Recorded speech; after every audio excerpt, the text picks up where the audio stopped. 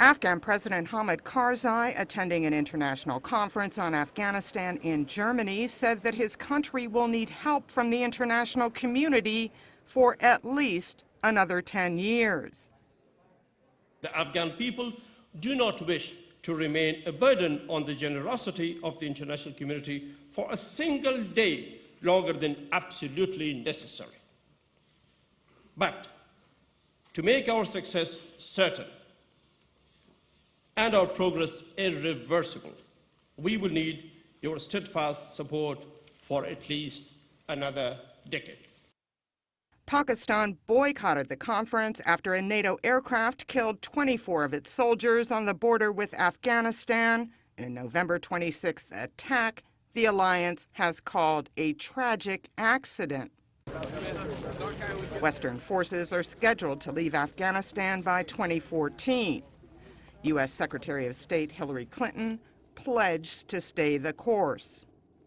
The United States is prepared to stand with the Afghan people for the long haul to support this transition to sustainable stability and growth.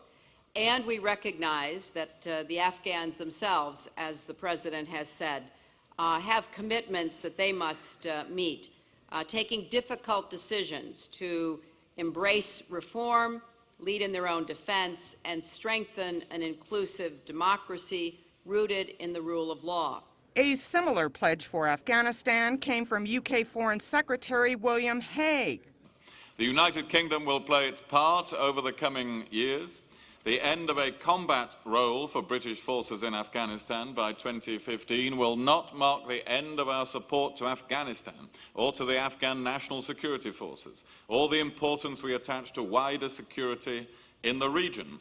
We have to be frank that there is unlikely to be a perfect situation in Afghanistan in 2014, that it will still be one of the poorest countries in the world, that it is likely to face many security challenges. We have to help it create a sustainable future.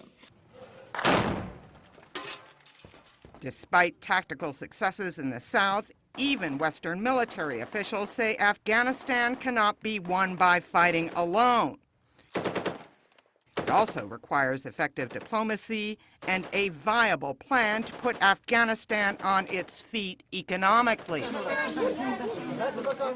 Yet the impact of Western aid raises question marks.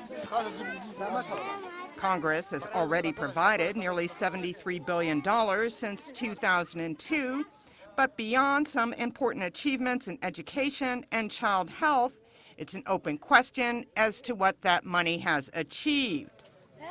If you run into an IED. The U.S. strategy now rests on two objectives: building a local army capable of fending off militants and brokering a peace deal with the Taliban. Analysts say both are ambitious goals. Deborah Luderback, Reuters.